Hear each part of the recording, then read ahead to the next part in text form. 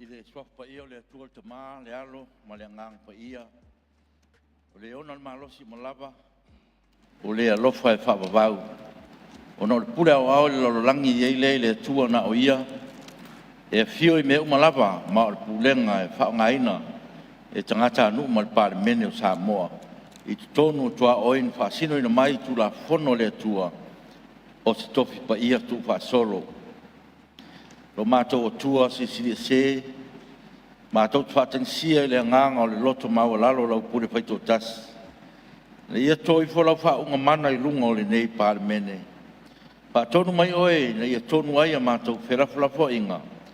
mo le whaasisirina o lo lava vi inga, ma le soifua lau le lei o tangata anu o Samoa. Lo mātou tamae o le langi, ia pa ia lo suafa, ia o mai lo malo, ia whaia lo finangalo le lo langi pe un whaia le langi.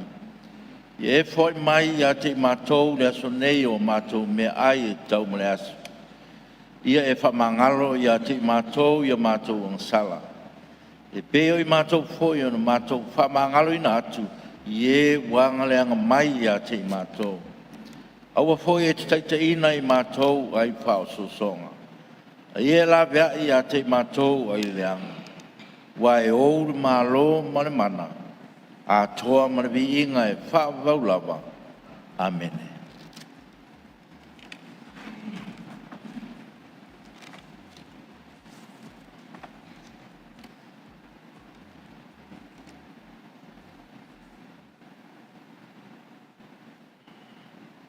Love time.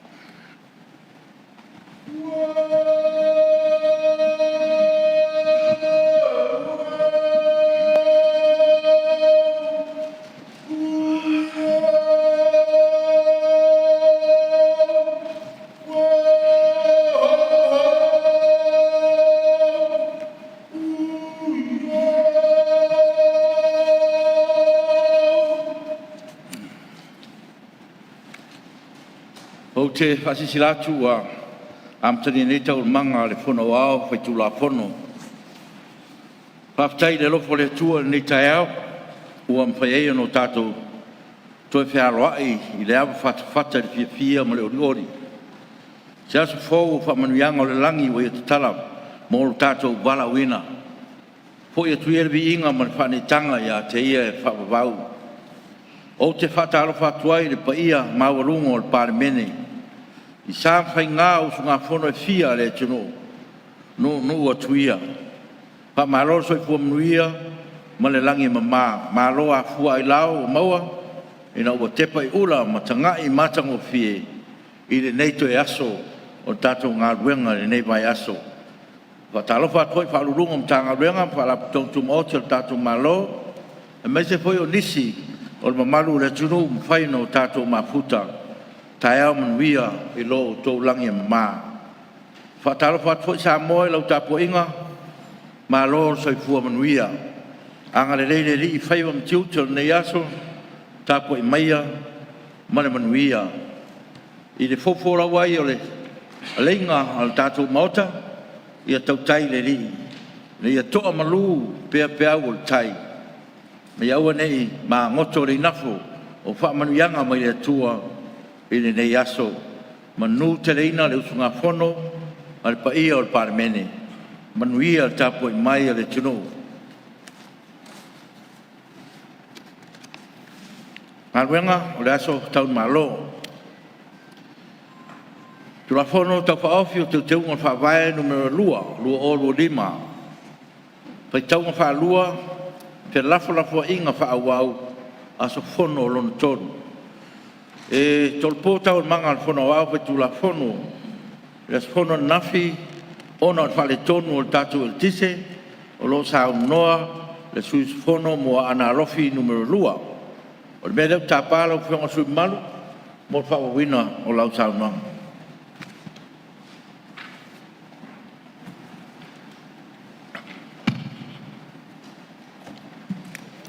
Aftai lau whionga le whongtalai. O le avanoa e toi whaua wai e la unga le nei tumalo. O ngā le tātou tula whono. E moni a le stāt. Le anga o le lofo le tua e whaupea. Whaupea ma whamaoni lona lofo apo tātou le aso ma le aso. Ua sola le aso na nafi. Ua te afo i ona upu maona tala. Le anga o le aso ma le whiringa o le aso fo i ma le ngā tila. O te whātalo whātu i lau whionga le whongtalai. Whātalo whātu pa i o le mota. Wa le whio o lo fionga le tamai tai Palemene. Le paia wa Minister Kabineta. Fo i le fiatu le kai tai o le tuangai. Masui mamalu mo le Palemene o Samoa. Fatalo fatu fo i le paia o faululunga o tanga luenga o tātou. O si taulanga le nei aso o tātou mafuta. Lau fionga i le tusi e fono ma lo soa tau ma le paia o le tātou Fiscal. Le fo i e papa au le atalanga. Awa le paia o le tapo inga le atu tupu mai. Tātou mafuta ma patas. I le atua ma lo le soifo maua ma le langi mama. Pa whongaanga Samoa mai lava i le ao le malo le wheletua. Le paia wa sui o le whono Tutopia. Le mamalu o le whamasinonga. A wa le fio o le whamasinosini ma le paia o le whamasinonga. O le tawhatolu tau whawhiangai o a wale malo Samoa. Malo le soifua. E pai o Samoa lo Tupua. O wa ainga mo rātou tama. O tama fo i mo rātou ainga. O le usonga tu mua mapule i tu au mala taua. Ainga le tai ma le wao fono ti. E le whangalo le tu sa paia. A wale paia o le au whainga luenga tutofi ale atua. I ona whatawhaitau laga i fia. O he o lo puno nou. A wale tala le lei ma le finangalo le atua ni nganga. A ia whao la ina Samoa. Mo le atua ma lona malo. O te tulai ma le whao alo. E whao wau so mātou langona ma so mātou panatu. E langolango ai le tula fono. Paloa le aso le nafi lo fionga le fonga talai. Ma fau. E le tau o le tula fono. Ma e langona ai le anganga whaafitai. E te tupu mea o le soifuanga. E ale atua ia o ia e pule au au. E tātou te rei loa le tāwhiringa o le olanga, a loutou soifua ma le mātou ola. A wā loutou soifua ma le tātou wala wina. O le lalolangi le taimire le. E le tono le a tātou te mālam la mau iai. Tūlanga ua iai le lalolangi wa tō tele tina. Tō tele tina. Ta mai tai whanau te. Aua matau na pa ui for pasene o ta maa. O li whanau tono le lalolangi. E roa whapena fo i le le tātou tunu o Samoa. O le tāua lea i loko manatu. Tāua le langona. Le nei tu la fono o whātu ina ma ua. Talo whae tina. Talo whae ua tau sa ile se tu la fono. O tau fua se whai mumela. O tau whai se whai unga le whamasinonga. Ma whetu nai a waso tō wā manoa tono le moto le Palemene. Io, aia. E le titi le nganga ma le loto. Le tāua. O rau tō ngafa tausu. A rau tau whaiwa alo whidima tau abe. A wale atu rū nene. Tau whionga le whongwhitarai. Pe aro whai atu. E tātou te reino me tu. Pule le tu. Tu rong whionga. E a pe alu le nei sau fuanga ma le nei lalorangi ma le taimi. Le ngā solo mai o paia inga ma no fua inga ti tono le nei moto. A e sau sisu inga.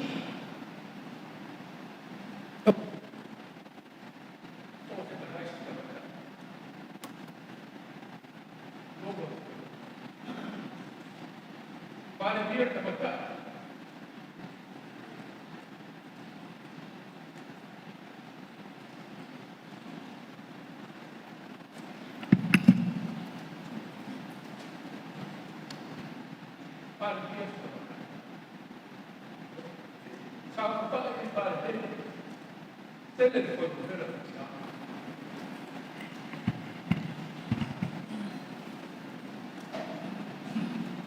Sui ngai a tātou te rei noa. Sui ngai a tātou te rei noa rea manga pe ro kia. Ioi. Tā lofa. Wha mauringa leo lop tala. Tala ku sao whai mai le whionga, sao wha pitu. O mea sa le ma whawhawina tup lea wa mata. Leo tātou wai sui. Whionga le pāni. Tumu, tō tele tina mota, e tō titi tama. O na uma leo na tau sa ili, ma tau whātu langa, se whainu mera pasene o tina. E tau sa ili, ma tau whātu langa se pasene mo tama. Yo, tu langa na. O le, tu lo wale mota, whawhonga le turu.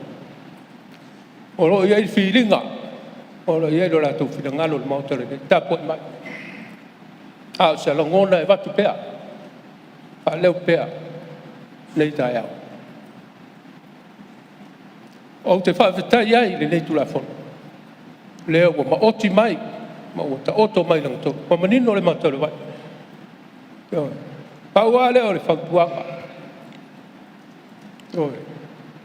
O no le mas. Sa fai le fai unga, ai tō tolo, se ese tai. E a pe a fai lo le fai unga, whao ngā loa le fai. Tau o whionga le whongtarai mo le mamalu le motu. O se le hona le rā.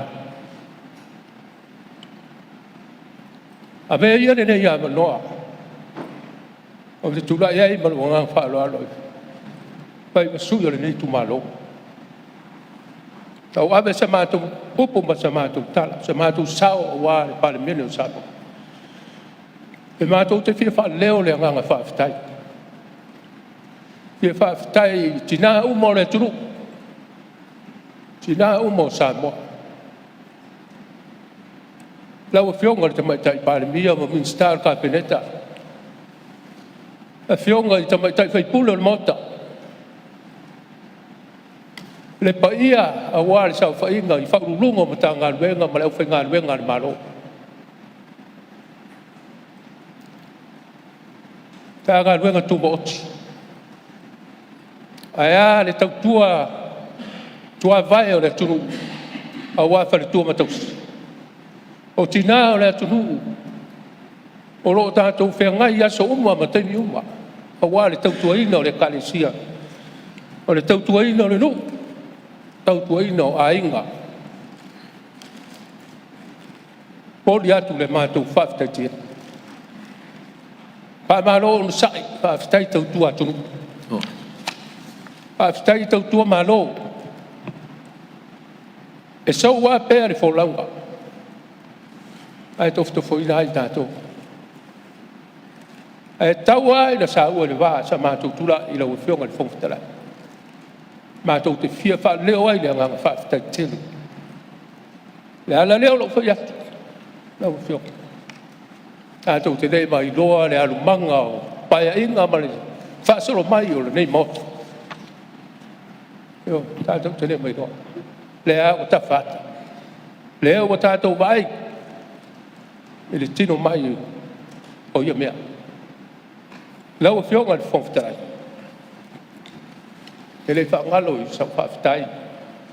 Le tau tua vai a rai tātou tina o lo tāpua i mai atunu e mama.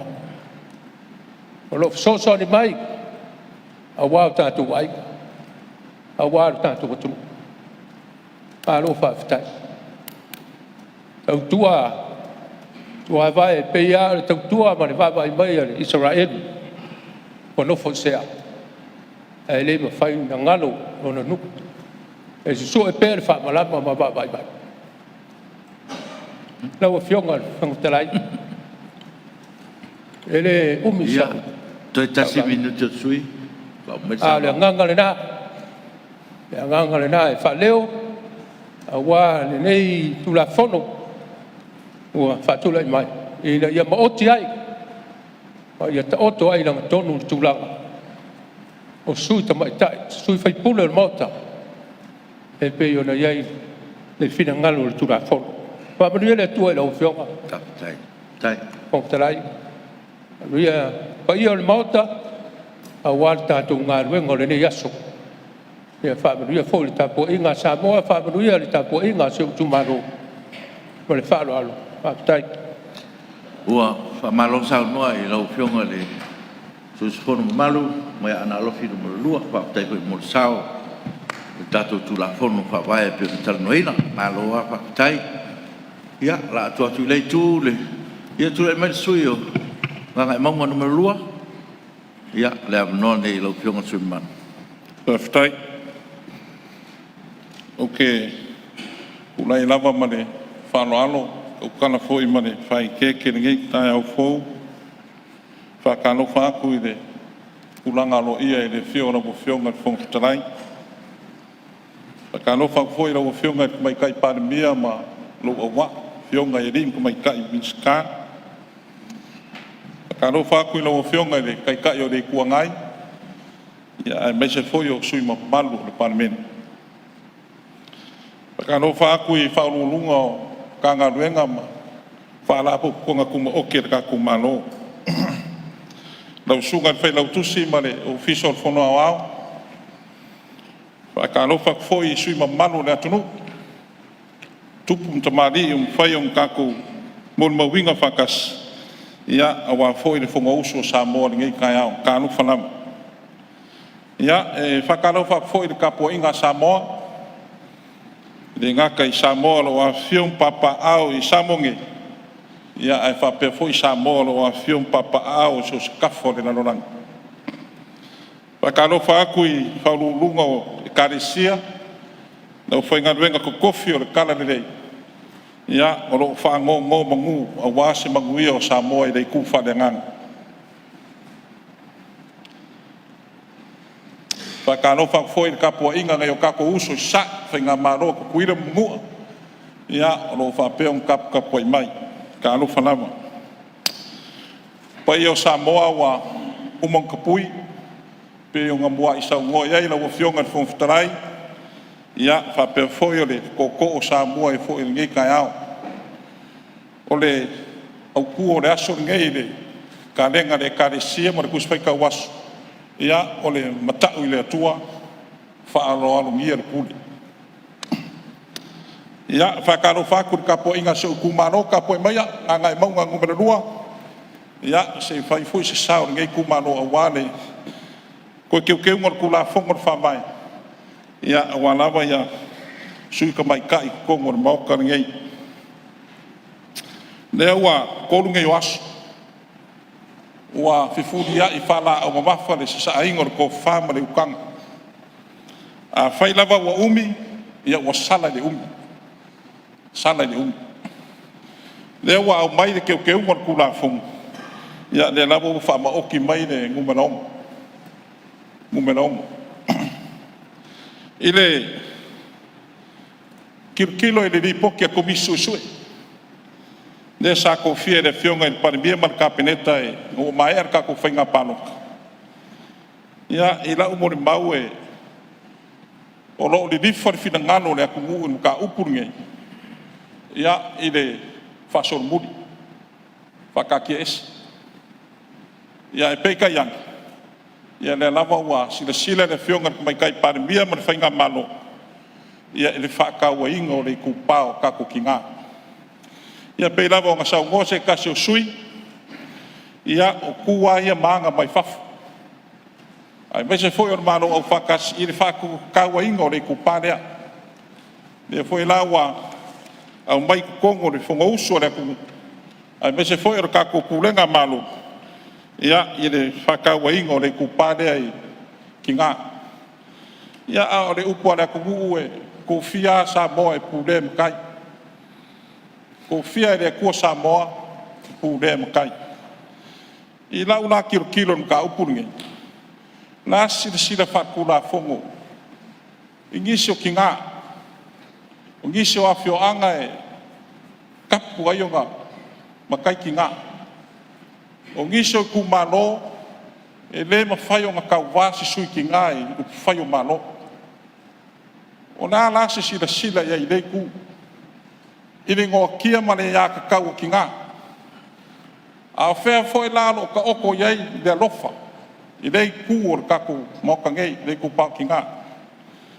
Awai, ina makanga o le whenafura foi. Ia waka wa ailawa mane alofa i le kukuru ngai o kako ki ngā. Wa kukuru ngai o kako ki ngā ma au ngangi mai. Ia, ono mea uri o i oi makor kamkange, o ranga whea ngai. O ai o le akua ia. O ai o le akua ia i le kukuru ngai o kako ki ngā. Ia, ngai ai la ufai kau whapea whamkai kau singu. E apea se i ku mai ea se i ku ngai le ko whama le ukanga sui malu. E re ngō kia fōi whina ngalo ki ngā le ngō sui malu i ku mano. Ai, se i ka poi mai pea. O whea mea ngai e rangi. Ia le rope ke o saua le ongo e se fu. E peka yangi. Ia, le o whafungat pa i ona mau. Ona mea ngai mo mo ilo uroko ua. Kuru mai ngai o kako ki ngā ma au ngangi mai. I le kulanga le sui o ki ngai kongore. O le kulanga le formula le kau ave songe. Ia. Ma vai aku le kai foko i mai le ngā kukulanga. Nanga re ko ke soifua ma kako wola le larorangi ngei. E ko kupu fo i kai me lumangai. O ai fo ia le kai. E mfai fo ngana ko koisuia. A ngei lava kai me le wa mai le koe keu ngar kula fongo. Ia e ongo sui o kako ki ngā. Ia e pe o le kule ai kilo ia mane arofa o ngore kupale. Nanga e a kilo i upu whelafua. Le foi mai kaua. Le mai ngar kula fongo. Ia e le ungi sui o kumalo. Ia me le la wofionga i le. Mai kai Palemene se i silsilangi. Ia ngai o kako sui ki ngā ngei. A whai lawa o whale mai le maoka ngei. Ia, o le whai pule. Ia kukusa uma. Ia wa foi silsila le. Mai era kuku. Ia wa foi kulanga o se ei mai o kako ki ngai kongo le maoka ngei. O le kulanga le ai le. Ongo masinga. Ongo masinga le ai. A o lumanga il whainga paro keri. Ia, lango inga ngei kumano le ongo masinga. A o lumanga il whainga paro keri. A e o siau karusanga e lau whionga i le. Ka i Palemene mani malo. I le whamangianga le kau kongo. Kau kongo. A whai wa. O wala au lea kua le sui lea ai koe ongo masinga. Nā me le maua i le ki ngāre a inga mani whanga au whamangianga lea. Se i ore kai me whaka ape e Palemene. A kongo se sao ka ua foi lea. O se mea alofa foi lea kako malo. I lea sa kako mini kingo whakasi mi kako whai upu whakasi kongo na mauka ngei. Koe ongo masinga. Ia ai me se foi. A whai foi e wala aua e koe ongo masinga. A pēa se i maua mai se sui. Usu fongo e kaua vengo fo. Ia o ngā whaamuka lea. A se mea alofa ka ua lea mor ki ngā mani whangau. A wai le ngā mani la inga e. A o ngā wala au lea kua e. A ver whaaloalo kako malo mani mea alofa. Ia o kako uma e. O kako whai whale vela. E makua le kai o ngā pālengi. Le mea alofa na malo. Ma whaaloalo ai. Ai a o ngā anu mele. E reisi a inga e le kuma. Whaaki e le whio ako kako malo a wale. Wala au le kua. E pe ngā pau leo se. Karsanga e. Arkulanga e longu masinga e. Wa ioi iai ma. Ngai ku malo e ku saimane. A mai e keu ngore. Kula fung whawai. E pe o se. Na ngonga le ngai kai au. Pa iai o le. Mauka e rau whionga fung whtalai. Ia e mai se foi o sui ma malu o Palemene.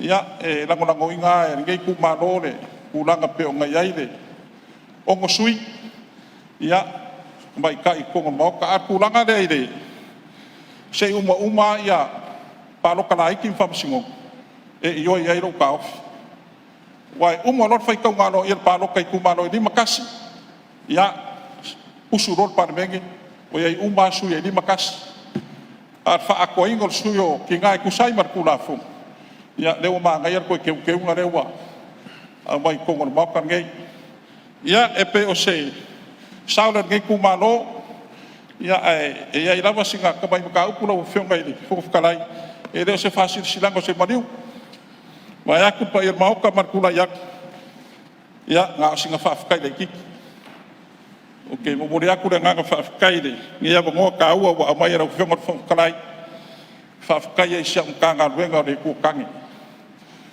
lau sunga fai lau kuso le sau fa inga ka mau le ka le sia ao lau sunga se wala me se foi o le purenga le kuasau lau sunga foi a pingelu man purenga ngai lau sunga ka wini man purenga nga fa kai e kusai mano ko kule me wa mai ro ko fa lo e ko e fa wa wai ro ko fiki a ko inga le ka le sia ao ya ro ko kule le fa kai fa lo le foko a uma le desili makausan le lua afi kous food ia ora fa ila foi le ole fa nga filinga Samoa di kausa fo wa foi fa mo po ka so ku ia o se fa kai pu le ro fa ngere ku ka kom ka nga wenga ia wa foi le kulango fa le nganga ia o fa mo ka ia o fa makia ka ko pu le nga ro ba yo ka ya das ko nga ida so mo ia e pe o se nganga le kai foi pa ia ai ngai fa maoi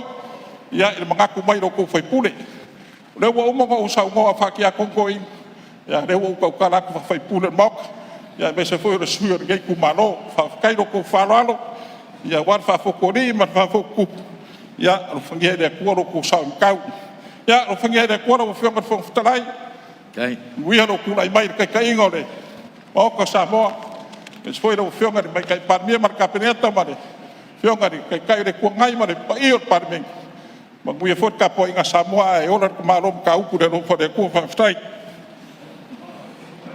ua pa malo sa noa I lo fio ngari suno malu mai nga maunga numero 2 ia wa holo sa ta ua wale tatu tula kon to pa ofio to tu ino tatu pa vai ia malo amolo sa pa tai o lewa menino foi lo fino ngalo fa lia ia wale tatu tula kon to pa ofio ia o le fewa mo we malava no fai malo fa silanga lo tanga ruanga ia malo a to fi ma mai le tua me uma ia malo a fa kai ia o mama na le fa popong o dim ko sanga ia wa bola no sta se sui tatu mauta ia tu lai mai le ia malia le sui palau di numero tasi dengan le mo mai le ia le tupa le pata tupa ilalo su tina ia lo wa no le so elema sui palau di numero tasi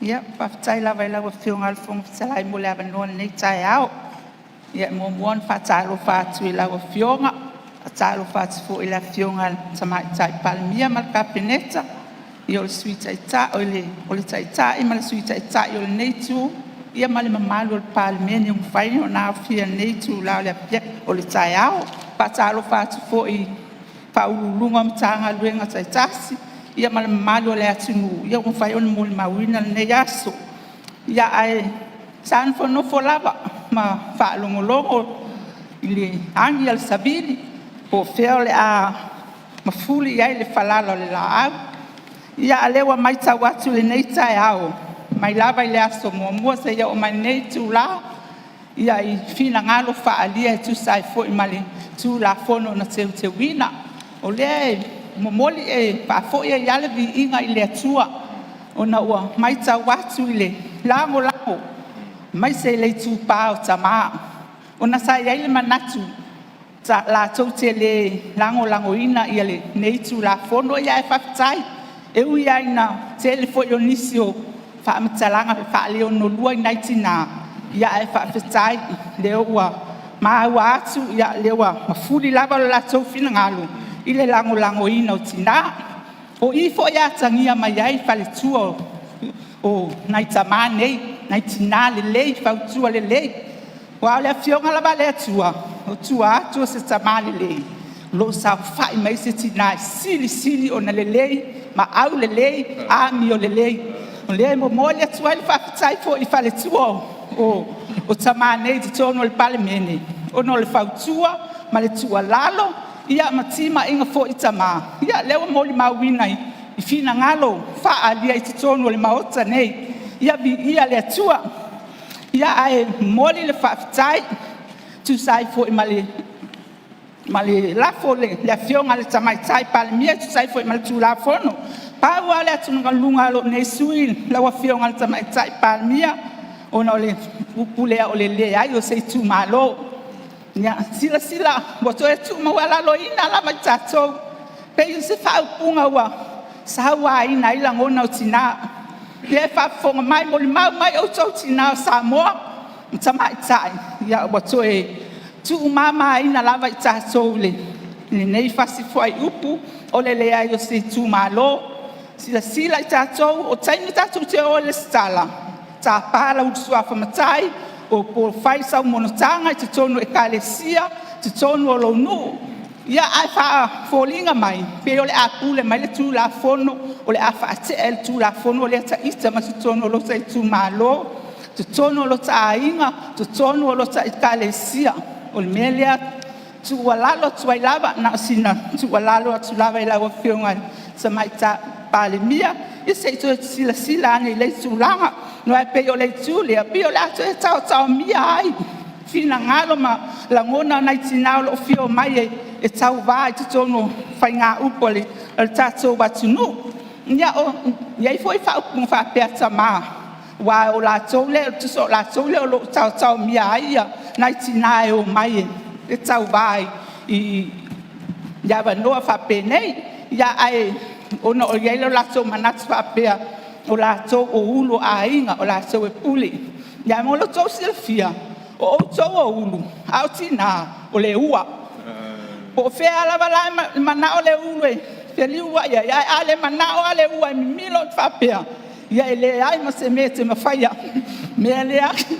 tuatu ai ia ma le faaaloalo ia te outou tamā ia faavanoa outou tinā outou fanau ia e oe ia tali ia faamanuiaga o aina iluilu talutalu ia tatou te maua nei faamanuiaga e mai se tinā ia fautua foʻi ma tualalo i tinā ia tatou tamafai e lifi tinā i luga ua pei e mai tau atu ia o le itupā lava o tinā o loo faifai i lesi tinā ia ma faapea ona taotaomia ai ona lagona ma ona manatu ia lau afioga le fogafitalai ia ona i vaivaiga na o lenei sui ia tauina faamanuia tele lava le atua e lau afioga pea le tamaitaʻi palemia ma le kapeneta ia ma le mamalu ma le paia o le tatou palemene lenei taulalo taeao soifua alo faafetai ia malo saunoa i lou fioga le sui mamalu sui tinā tamaitaʻi i pata i tupā i lalo ia malo a mo lusao faafetai tele lava mo le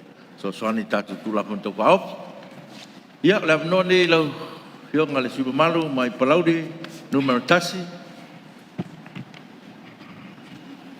faafetai lau afioga le fogapetalai se avanoa faaaura foʻi o te faafeiloaʻi atu ai foʻi le taʻitaʻi o le mālō ma le kapeneta faapea foʻi le taʻitaʻi o le ituagai ia malana saufaʻiga se avanoa foʻi e faatalofa atu ai lo itumālō o loo faapena ona tapuaʻia foʻi ia faiva o lana sui faipule paleoina foʻi le agaga le faafetai ia e tapuaʻiga Samoa o loo faapena ona tapuaʻi mai ma ota malawa ai mai sei foʻi o tapuaʻi mamao mai ia o Samoa i so se tafa lalagi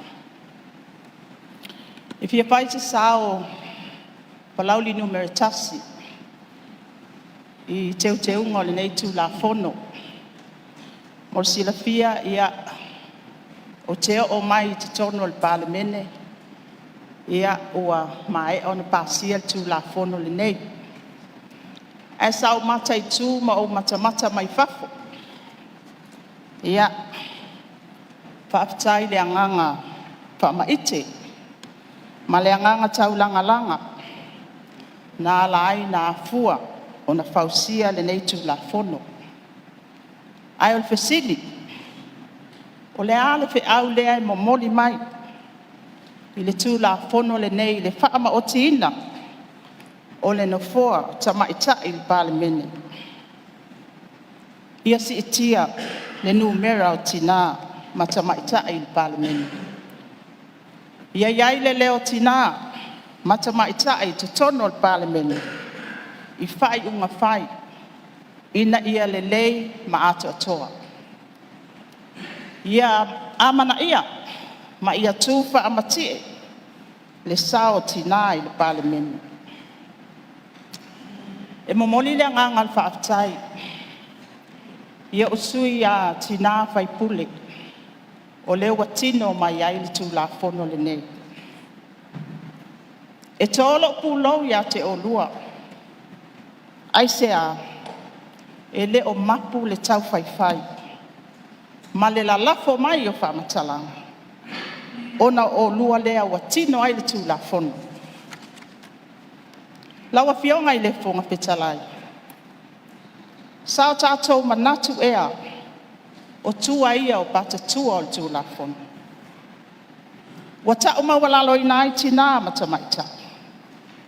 Wa whaapasene, ma whaanumera i nai le paia o tina matamaita i o Samoa.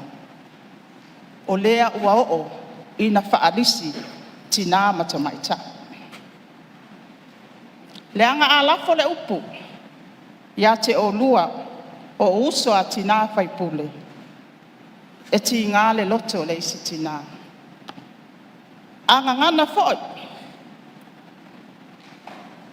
Ia se sui tamaita i te tono le Palemene. O leo ia, o fale tua matausi. O sao tamaita o fale tua o whaafeangainga. O sau painga o tapo sa ma monike. Tapua i mai le fionga le masiofo le ao le malo. Aia ia tamaita ia tupulanga talabou o Samoa. So se upula e lafo ia i mātou nei tina. E a whaina o mātou lotu. A al fesili lea lawa fionga i le fonga petalai. Sao tātou manatu ea. O tua o pata tua o le tulafono. O lea ua lua paia inga mua sa tulai mai ai le se tasi o tina. O a upu matala na lafu. Ia a tonu e le tau whailoa. Ai o te whaaloto tele, le sau whainga o tātou tina. O e olo i te tonu le Palemene. Ai mai sei fo i tina matamaita i olo o tau mawhai mai lo la tau saa. Le fai ngā whiwhilinga al pālota lua ono.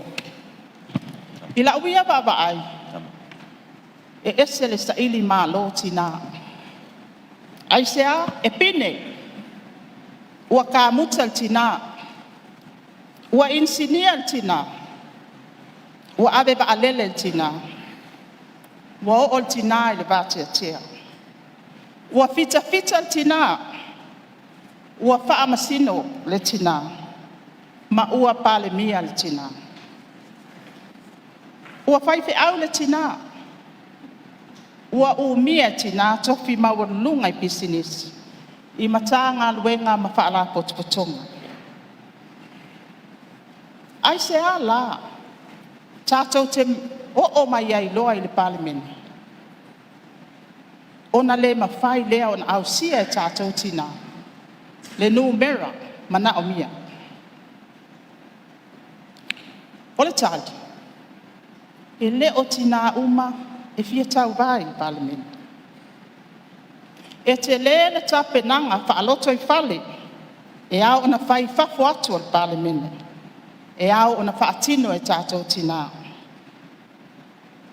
Ma o isi fo i mafuanga, upu tu saa. e tau whaafefe o tau tama. Pe a sau wha iatu tina i sau wha inga no. E lea mana ia le sau wha inga tama le leo tina i sau wha inga no. E amu ma tau whai whai. Pe a wha leo atu se manato tina. O loo iai no umala le whanga. E le mawhai o na matai tina mta maita. E iai nuu e mawhai o na matai tina. Ai le aiso na leo i te tono le sau whainga. E iai fo inu e le mawhai o na nunofo i le fono a le nuu. Ai le mawhai o na whaiso na leo. So she just sit there as an observer. E iai le talitonunga. E tatau o na talepe i lalo pui ia. O loo po loka ai le sau whainga o tina matamaitai i nuu mafioanga. O te toe wha manatu. Ina ua whai tātou wati na e o le miliona tā la. I ta iala ma whainga wha avai. O le composition. O le committee o whono wha avai. 5% tamaitai. 5% ali. O ina o lo momoli mai ai. Le leo ta ua tina. Le leo ta ua tina. Peita iane o te maita wina.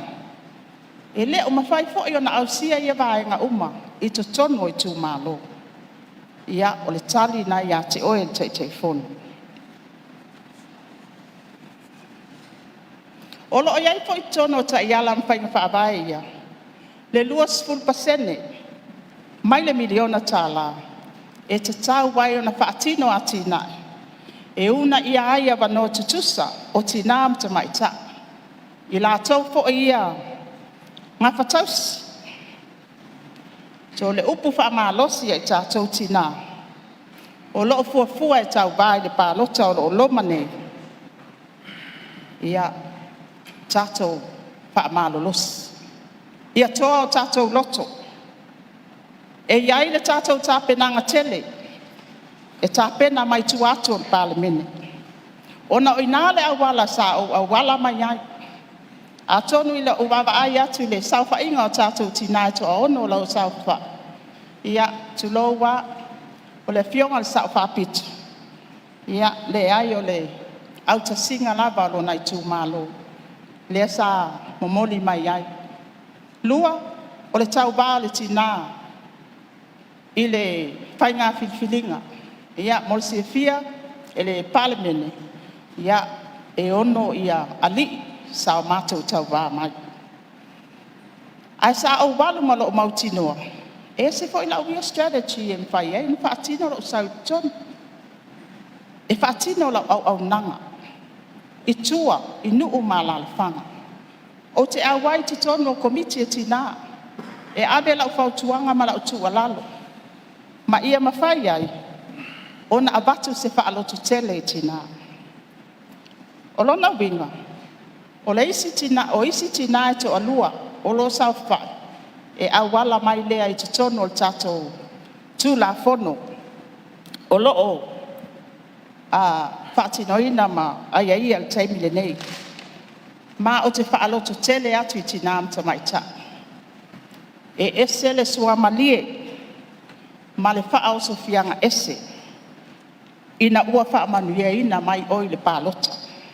Pe a o tau tā mo e whaatasi ma le tū pāta maa. Ese le langona. Ese le whaaloto tele. Yes, I can do it in my own way. Lawa fionga i le whonga petalai. O la ulu i sui whai pule umata maa o le Palemene. Whaafitai tau whaia ia. Ai awane o tau sai muli muli. Pe a uma mai o le afa o le Palemene o tina. Ia moni la o tau whaia ia i tina mta maita. O lea sa o maita wina i saunoanga ma petalai ngana. Ale ai se atua i se aina. O loo iai se tina. Tina, o le matu pala pala le nā. mo tātou. E le whapea lao tātou se atua. A o le tātou nurturing element I to tono a inga nuu malalafanga. Lea ia lai o nā fua ia vaenga uma. Ia manatu I le vaenga uma ua ave ai teu te unga o tū la fono. Ia o te langolango ina ua iai te tonu o le tātou tū la fono whaavai. Mai o te luina pea tātou tina. Ia tātou loto tutoa. Ina ia mawhai on tātou tau wā. Mali. Ina ia mawhai ona e manu malo. I le tau wanga mua mua. A wā mona tau sila fia. O te lei whai tau wina. Le vaenga lea lona lua. E mawhai ai ona o whaamani e ina mai. So o le tali, o le fesili le nā, o loo yo o tau a auti nā mta maita. O le alaba o tātou sa ili mā lo I le tele o vaenga, o le soifuanga. Ai a o mai loa I tūlanga le Palemene, I o watu itiitia, numera, o ti nā mta maita. Ia ai a tonu e tau te whaafonga maita mā, o tau visi ia o lea tau te whaafefe I ati nā. Ona o te maita wina foi, taimi e, iai sau whainga o. O li imwhai pule I tono nu, e iai lo se leo tina, tau mawhai ata mai, e lea mana ia le leo. Ia a tono si tu alalo atu, lawa fionga le fonga petalai, ia manuia tele le tātou fontanga, so I fua mai e manuia. Ua whamalo sao noa I lau pionga le simalu o palauri numaritasi. Ia, masi whao lau sao tāua wale tātou tūla ponto pa ofi. Mo tātou tina, ia, maloa le topa, malo po sao noa.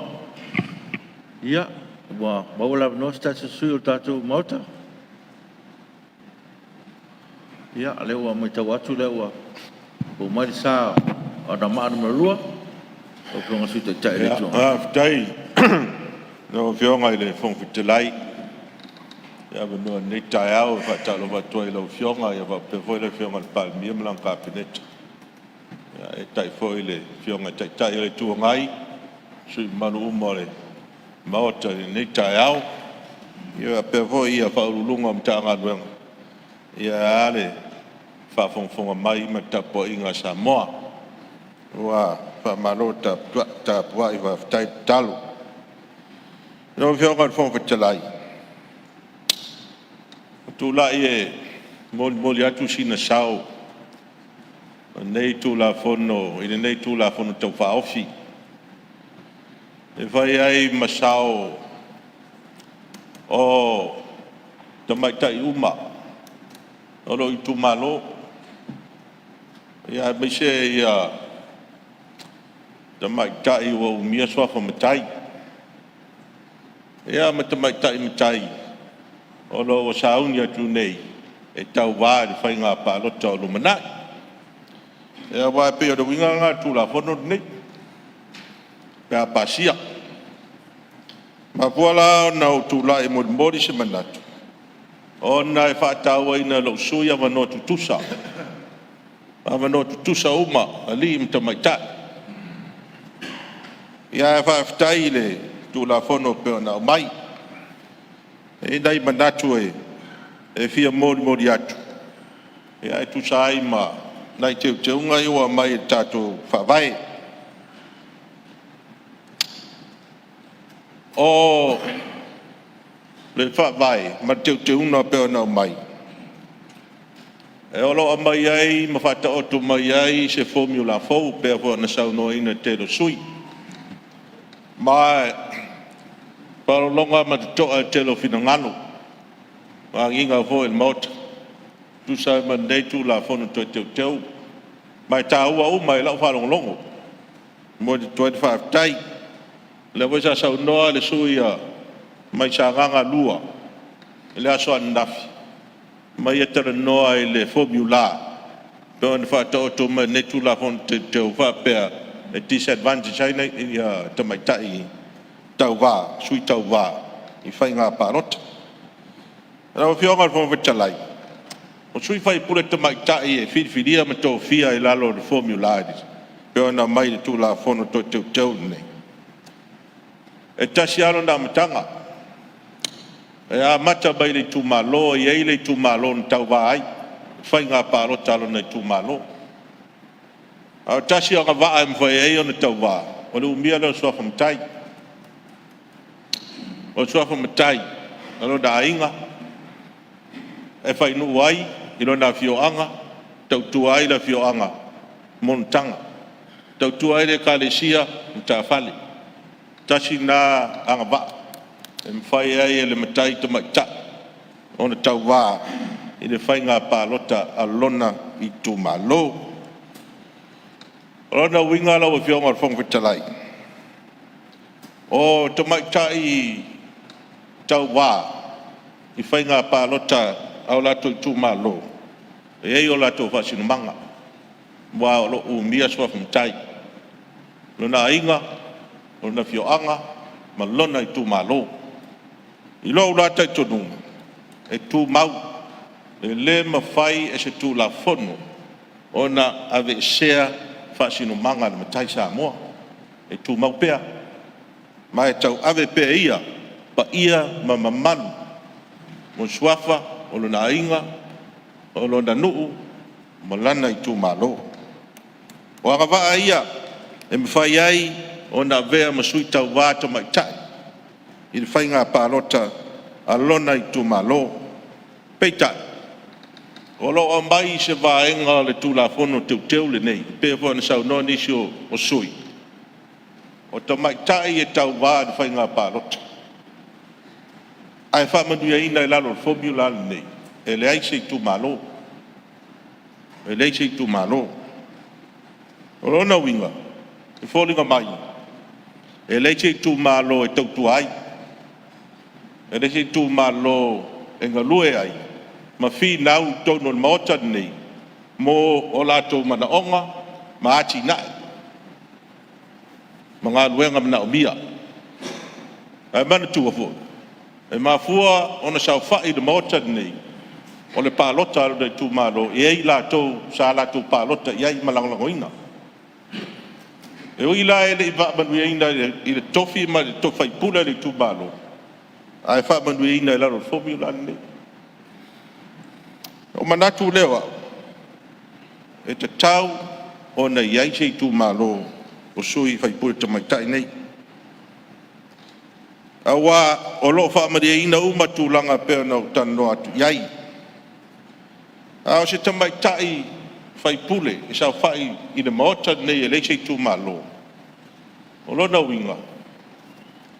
E I lau wa ai, o le a tuu maulalo ina ai. Le mamanu o le fai pule te maita wa a foi I lona whioanga e whawhia ngai ma whawhia ngai ma matai I le ma whai ona vesea ona whasino manga ona pa ia ma manu tau ave swafa matai o tūlanga lea e mon mon tuai se langona e pe ona iei le tūlanga lea a whai e a vea masui fai pule te maitai I lalo le formula I tono le maota nei. E te tau foi. O na amana ia I tūlanga umalama. Pena iai ia tūlanga pa ia ma mamanu uma. O le suafa. O lo tau ave. Tono le tū malo. E si la lawa whionga le whonga whetalai. O tātou uma o whai pule. E o tātou I tū malo. E tau te o e ngā rurue ma whinau, tālo sanga me atina ei tu malo, mana onga o tātou I tu malo. E fōringa mai la o sui ta mai tai whai pure ia. E reini tu malo. E reini tu malo na winga e reini mana onga. Reini atina e whinau e la tau. Ngore le lei o la tau. Sa paro taina ia nei ta mai tai. Ma fuai o nau whare mai tono le maota le nei.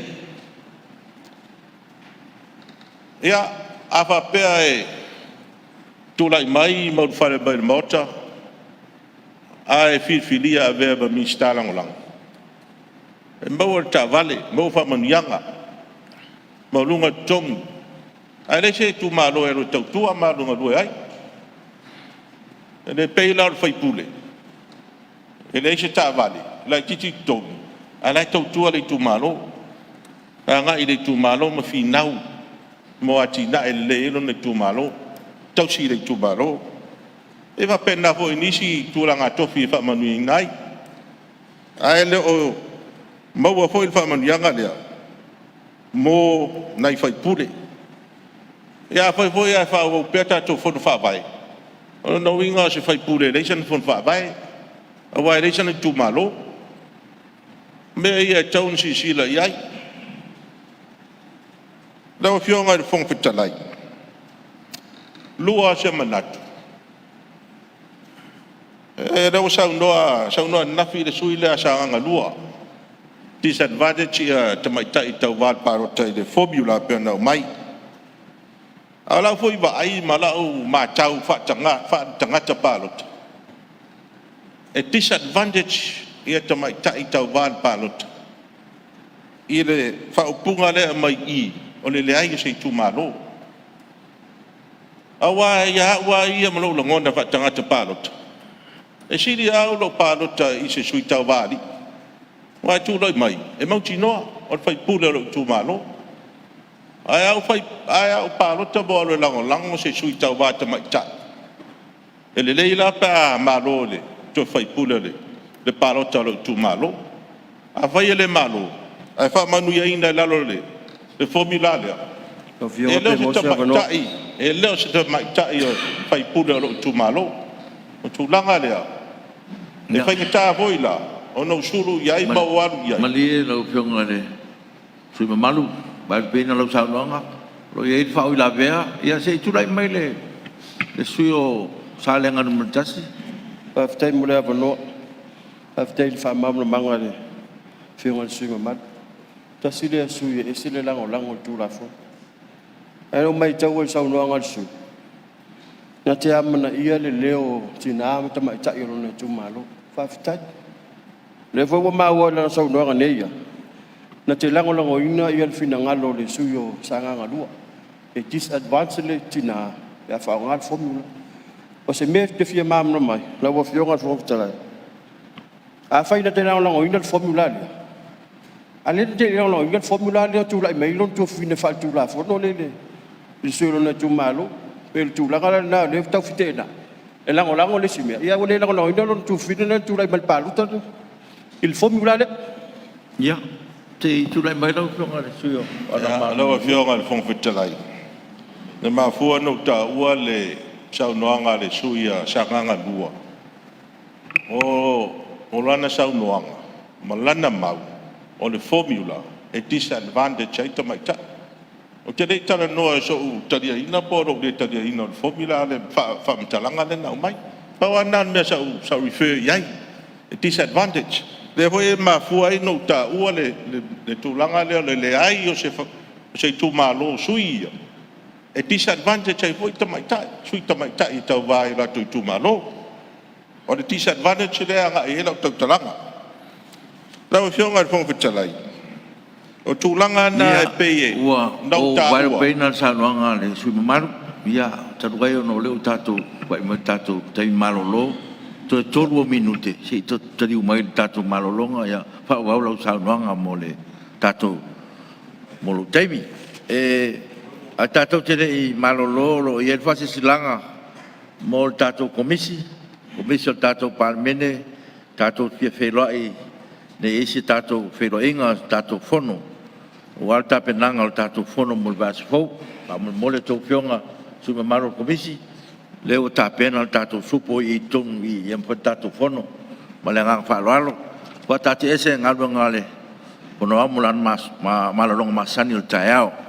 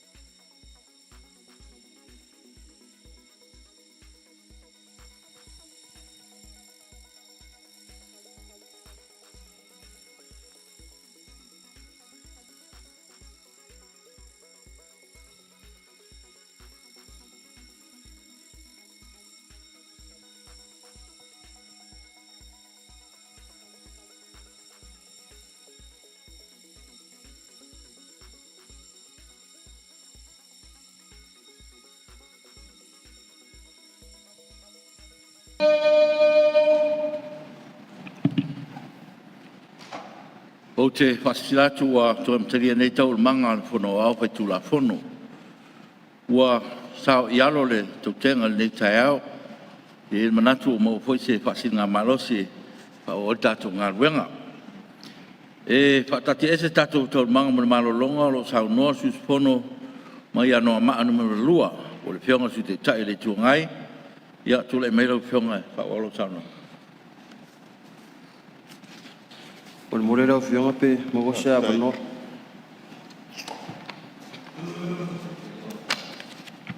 Ia, tula e merisui o. Ia, Salenga no mantas. Tei morera wano e lau whionga le. Whionga fitalai. E o le sa maua le tari mai a le sui mamal. E winga i le mea safia mamra mari nei wano. E whailo mai na te langolango ina le vaenga lea. A lea tu tau tui loa lango lea sa ungo lea matanga. E amana ia leo poli tu lango tama i ono na tu malo. O lea tau pisilia. Poli wale fito amana ia le ia mua. Ia tule me lau whionga le. Po e mana mātule. Pa ula bea. Mai whong wita lai e le ai. E mau ki te kani whoi ki pesiri wha wari walea.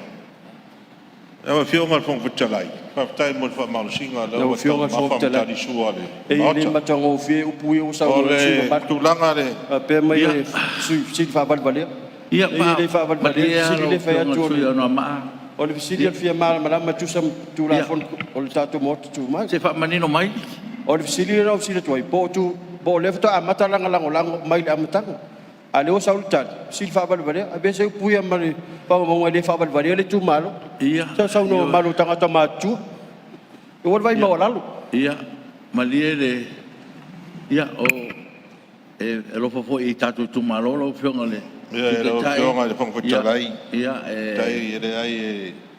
A fa pe te no sila fia ma sili e le ale sa no pe po la stulanga. Po ma wole nganga le fa ula vea pa mo.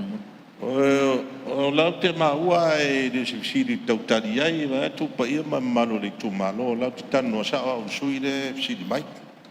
Tu langa na. Ai lau whionga whong wita lai. O le sui fai puta mai tai filifilia e lalo le fomi. A whai o se matai tamai tai mai ro i tū malo. Ai leo se whai pūlea ro i tū malo. Ula no inga la. O te le suru iai ho e lea mau taranoa iai tau sanga moniati na e ma me wha leia ro i tū malo. Ula no inga la. A whai ai anu rasa atoa pe e na pawa. E ne whai no waru iai.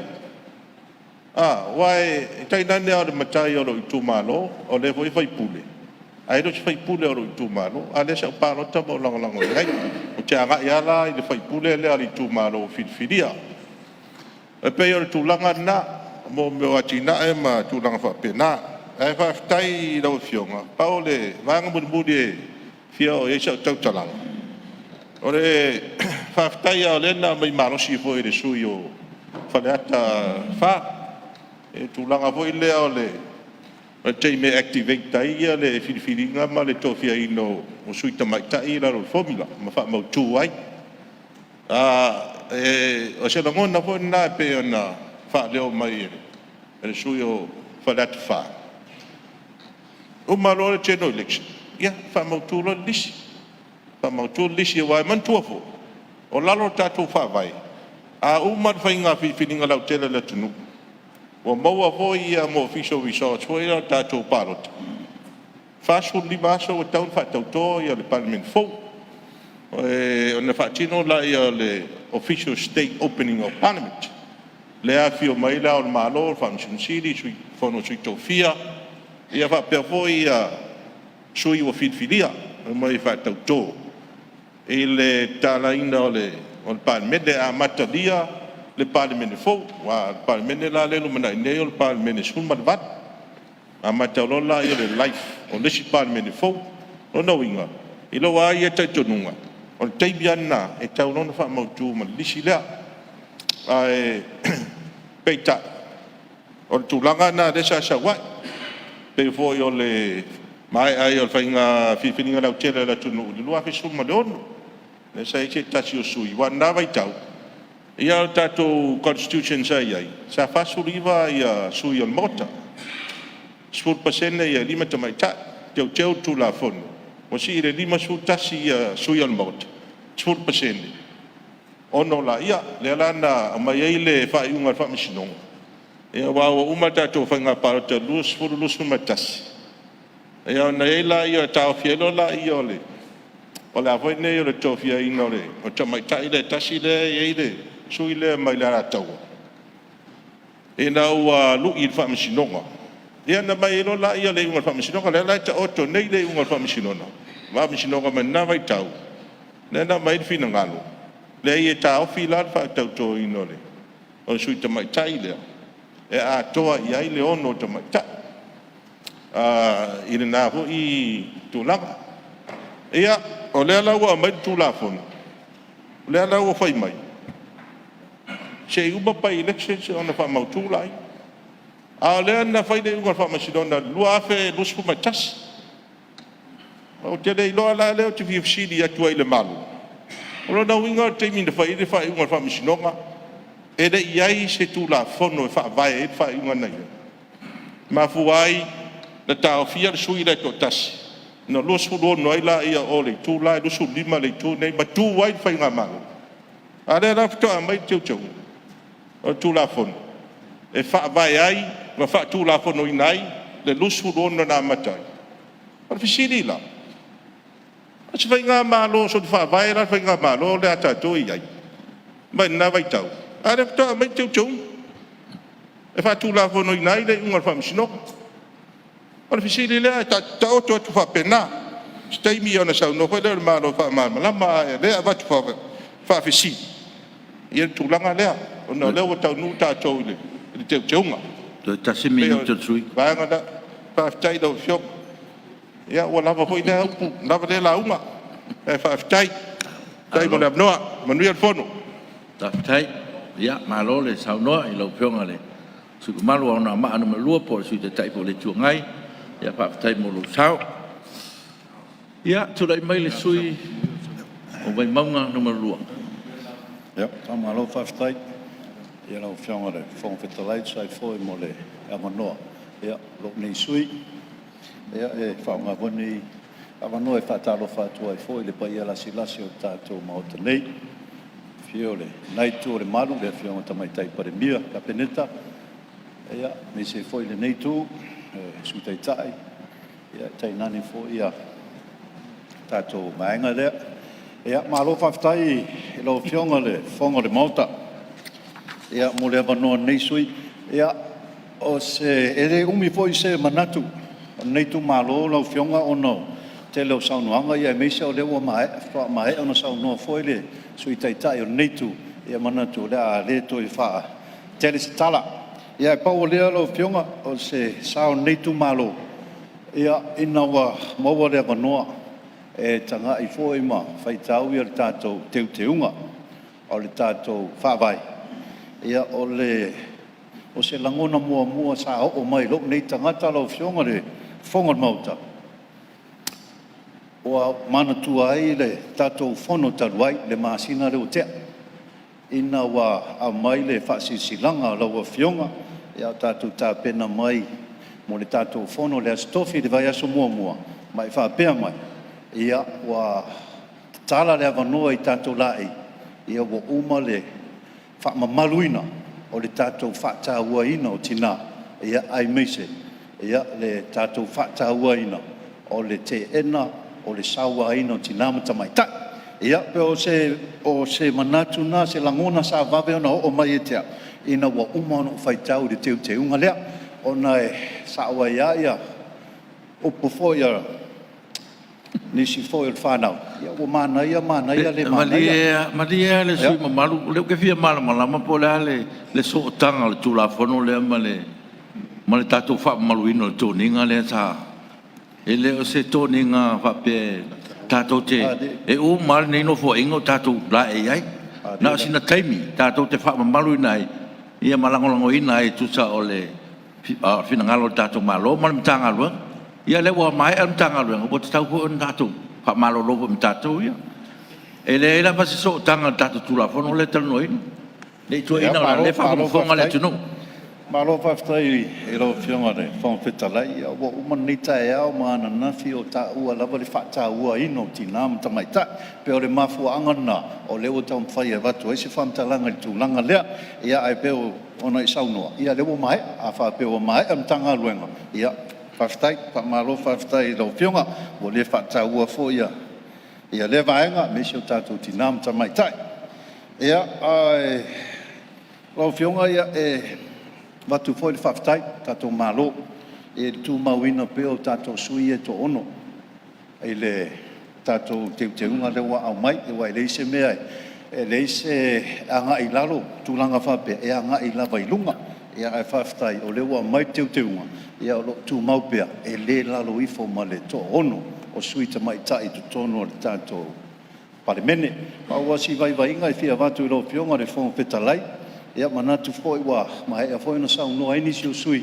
ia o teimi o lewa manino mai foi le tato te unga lea sei mai a le palo te tele ai foi ni tangi ia sei mai a ia palo ta lai titi ia pe ia foi ni tangi ia tua ma faila ia ona faunga ia le tofia ina o le sui tamai tai e fai mo sui o le Palemene o Samoa o le polenga o le taimi, pe o tūlanga lava ia, pe o na saunoa i fwoi nisi sui, ia e wha leo fwoi lok nei sui, o le taimi o la wha tali e tātou, pe a wha tino uma vaenga ia, o le a le wha maria ina, le tātou wha avai le tūlanga i tauna iai, ia, ai, mole atu le anganga whaftai.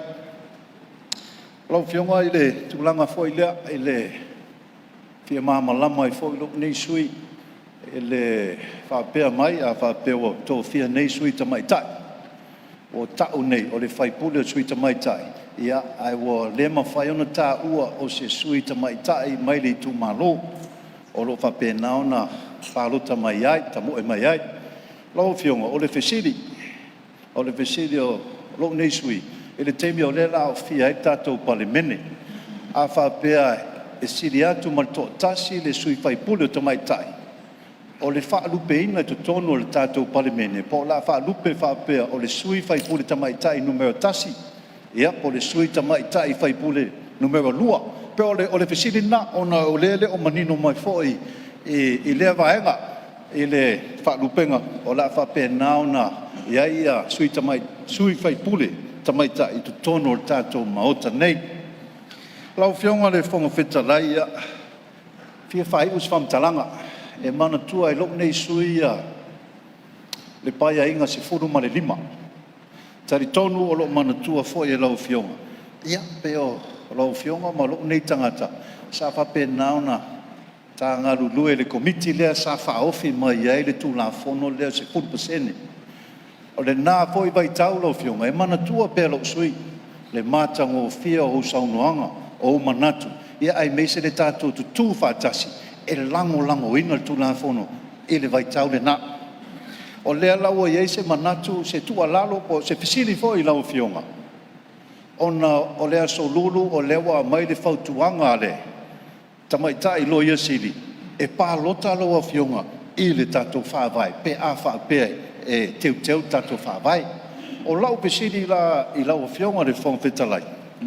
Po o i eise vahenga le teunga lea, e tatala i poi le avanua, e te saunoa ai, wai matango fia upu ia i lau saunoanga le sawhai, o lo Tupua i lau tūmalo, o lo Tupua i mai lau tūmalo, o lea la, pe o iai to tonu o le whautuanga lea mai le loia sili, se avanua, e te saunoa ai poi lau awhionga, i le teunga lea, whaftai mo le avanua, whamanuia le atua i tawarumanga lo toi.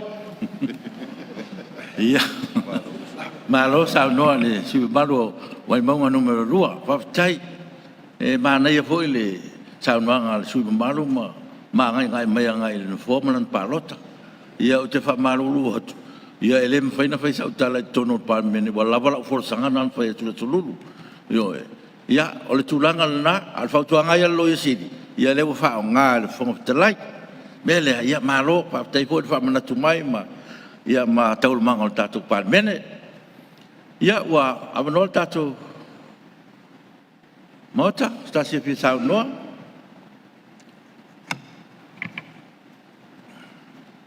Ia. Itu lai mai lau piong tu macai pa. No fiong salo wa sa usi ya de fadingo finangalo mata ufi on mauta pe Ia. apa o turore mato pito la au Wa o lo o sidi ka boleh si to tu lai mai. Ya ai. Ya oi ya malia lau piong tu macai pa mi. Lau tu lai mai sui pa la li no matas. Ya. O mena o le tau tu le sa mangal malo no wa. Tuai mai tato. Ya ai fa tai malia lau piong tu macai pa mi se. Tua tu la no le sui o pa la li no matas. Oi. Tava fiang. Yang oleh si. Fale alili umai lua. Ia. La mua la fale alili lua. O so o le fale alili mua. Ia. O le taimini o fale alili. Ya, whaftai mo le amanoa. Whamarurua koe lawa whionga de whonga whetalai. Ia o le arawanga o miaku ia ke o sila mai i ma koe kū. Mai angere. Na o whionga.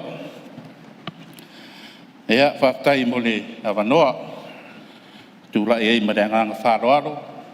Ia, e whai a koe fwoi se sao le gei ku malo. Ia, ku sai fwoi ma le kako kula whonga ka whaofi peo ma. Ia, ngei. Pa whailoa ia koe lawa whionga de whonga whetalai. A ka rofa fo i lawa whionga i le tamaitai Palemene, me se lau ka peneta. Ea, whawhiroa i fo i le whionga i le taitai o le tuangai, ea sui maru umo le Palemene. Whawhiroa i fo i le whaururunga mkanga ruenga le malo, ia whapea fo i a mkanga ruenga kumaoki. A ka rofa aku i lau sunga i whailau kusi maro so akau, ia whapea fo i le Fiscal fongu.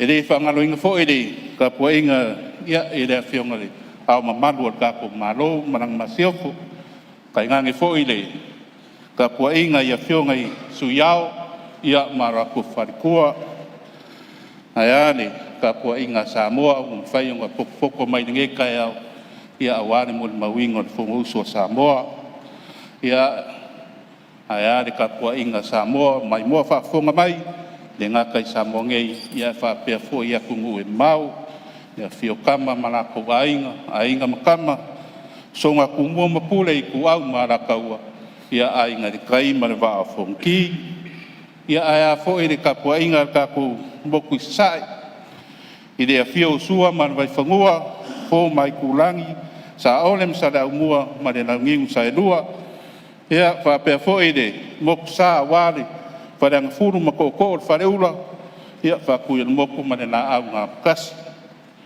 pakaro fakfo i de kapua inga si oku malo fare adili ngumela rua kupu mai ia kamali in fai launga fat ku fo makausi sa wao makamai ka ia fa pe de malo se de ku malo se ia o lava nga ia fanga wiki pa ia fo ia maku fare rua ia o sama fai ngā ia mangaku wa ka okwa o se alao pa whailoa ia kufoi ia i sunga i whawhenga inga so se whakawhai kauranga i kongo ni ngei kumaro pa whakai mara o kukalo pa whakai di ka pua ia lea wa manguia ia ka mawhainga kausui ia o ngana o kukalo ia whawhira i kufoi de pa ia si o mako i kumaro whare arili e fiola ngafa malado ngofo kula fale ia malikawanga ese ia fale arili ia ka kwa meia ia e fai se sao ngei kumalo ia awa le kula fongo pe ngai ngei na wa fionga le fongo fekalai ia e le kikira nga ngot fafkai ngei kula fongo fafkai da fionga le misa meseli ka ngawenga ia pole ofisa fo ia wa koe au mai ngei kula fongo ia kasi ngei kula fongo peisa bebesi ia whainga paroka pe o mawai ak ngei ia o ngole le mau kongu ia o le kai me whakingo ai lunga ia le whakingo inga ia o le kulai mai o sui ka mai kai ia i ko kongo le o ngofo ia le ai mo moli o kai danga nga whafkai da fionga de miska ia moli au mai kula fongo ia pe o ngai ngei wa ka ko ia o ngai ku maro la ngona ngoinga ke le sao ki ngai ko kongo o le Palemene o Samoa ia wa ke no le Palemene o mangi le se Palemene le songo ki nga ka ko uma ia ka ko pe faro ngia le sao ki nga mo le koe le ngang whawhai keri. E lango inga fo e ngai kumaro ia le ongo sui o kamaikai i ko kongo ka ko Palemene. E lango inga fo e ngai kumaro le vaenga le ua pe o sauongi se sui ia le kaimi whakingo ai ia le pasenge ia po sui kamaikai ia inga ua maea ia le paroka kele ia awa pe engi paroka laiki ia ua maea fo ima whainga paroka laiki ia o le kaimi na le e whakingo ai whamoe lea ia sui kamaikai ia e lango inga ngai kumaro kaimi e whakingo ai le kula fongo pe o ngā mai e foi le nganga e vakoi se kualaro ngei kumaro ia i le ongo masinga lea e whakaape le Palemene o ngā ongo masinga lea o ngā whaile o whainga paroka ka karo aku mare nganga whaaloalo pe ua kele lea ongo masinga mamau ai manga ia le kuu mai le koru masinga ia e whakingo i vaenga ia pe a e se fufuanga ia e whakaape Palemene ia e loma le whainga paroka ia e wako se kualaro ngai kumaro pe ma ia le koru masinga pe e vavi o nga koe whakingo vaenga ia o tesi vaenga na ua whionga le whongo whekalai ia o le whapasenge inga ia pe o nga mawinga fo ingisi o saunganga ua mawaya i le yasu whoianga kulanga fo inga le i kumalo e morurunga ia lako pe kele aku ia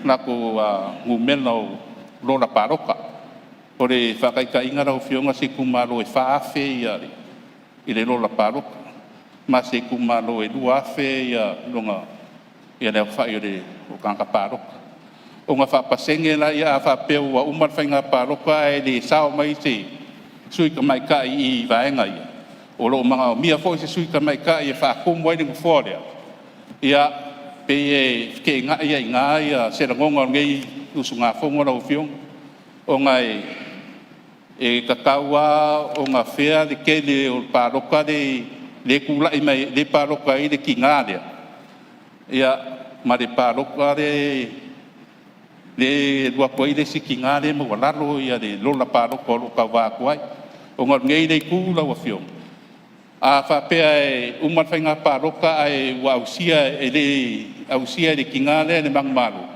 ai lai lua afe le ngumela o le au paroka a le lola paroka le ka wākuai le si sui ka maika e ngā le lua afe ia a keringi nanga ka paroka pe ngā se valte lau e kuluai ia pe o le ngase lango pe ua le whikau i kele le whapasenge inga o rola ia o ngai kele aku leo o le kumaro lea o lo lako paroka inga le sui ka maikai o lo kele langa lola paroka ngai lo le sui ka maikai ia o lo mawalalo ia i le lola paroka o lo ka vai ia pe e ka kia kui ngā whape fo e se kumaro i kukusa lako lola paroka kai wha o ngā whapasenge pēra ia leo o lola paroka kele ia ai a whapasenge ia e se senga ia o kei loa wa ne kara whenga i ma ko kele o sui ia ai meise le manu le kumaro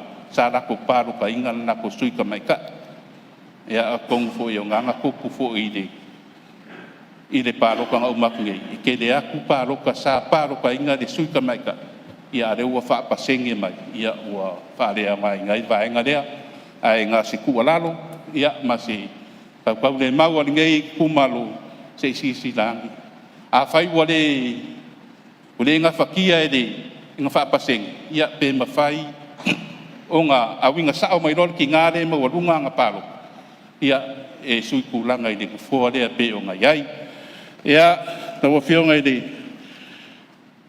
whongwhekalai ia pe o ngai mangaku lai ki ngā ngei kumalo kau ngā whakakia kui ia inu malau a whongo ia meise ia whionga mista ma leo fisa ia e whaiange aise fuafuanga ina rewa enga ia manguia kere rau whionga whongwhekalai manguia te whongo usua Samoa so i fua mai e manuia malo wa taide saunanga sui malu Palemene numero 2 ia malo mo sao ia o sai mer sui o Palemene numero 3 tama pen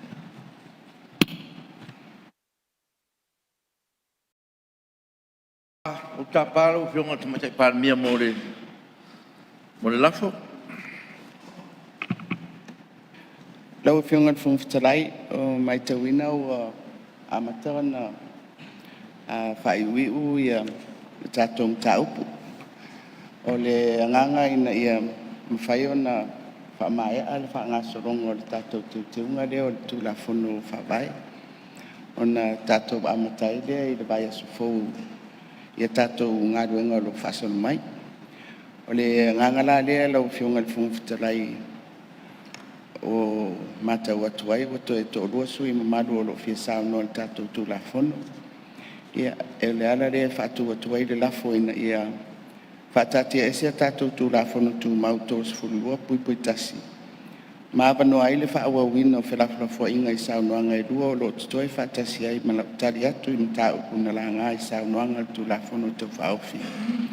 O lo o lauriliu ina nei, ia o na tātou tōlo po ai lea. O le lafo le man whaaloalo. Alua, le fionga le sui Palemene, wa pe foi le minstao tupi. O fionga le whangtalai. Whangtalai. O se manatu e ia whailo atu i lawa fionga. O mato ne ia le i whaian manatu. O le ia le langona e fia whau i mato langona. Ia o ale tula whono tau whauwhi. Pana nganga whaaloalo. Wa pe foi nei sui lau fionga le whangtalai. Titule mai no fionga tuma te paro. Ia, lau whionga le whamfitalai. O no le tau pia fo ia no sui a whapeo lo tō whinangalo lea. Ia, tatia ia tātou mta upu whasoronga masang. A whapea lawa umal tātou taimi ia. Tātou to e whaau au. A e sofo, whawhitai. To e tatia mai le lafu. Ia, o le uto e whatatia le lafo tuma te Palemene. Ia, ai ono ta fa peto to lua ya le mai tau to lo ye pe le yo tato mota pe sa no fa pe ya la fa o pe tato ngaruenga ya tato tai marolo mulasune ya tato marolo to po le vayas ya termine suyo la li numero tasi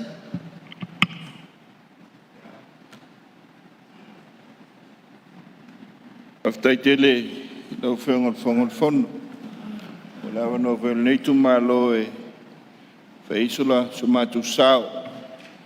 Tono le nawa mai ale sao noanga mamalu ale fionga le naftas.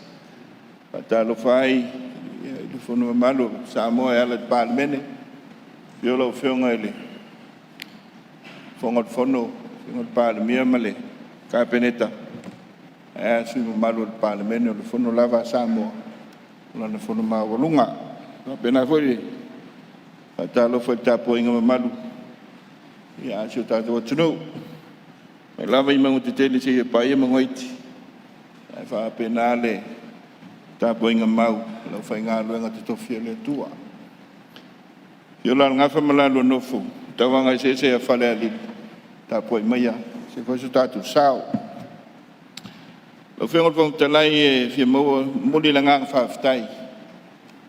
Ya, ile Pato fala inga, ia le foi o tātou te tala noi nai le nei te tengo fa vai. Asi le sila ia I fa vai. Sai le loina matu ina tono le fa vai le pa engalo na suma lim. Ia fa pena lava le lava tātou te fitutu nai ina ia te oto le lei. Au tuat fa tau ina o tina. Mele ai dei titile ngang fa ftai. Mo foi lá noa le nei sus fon ia I ngā luenga whai a Palemene ala te tuina fa vai lau whionga I le whongtalai fia whataua le tūlanga o le o nanga tono le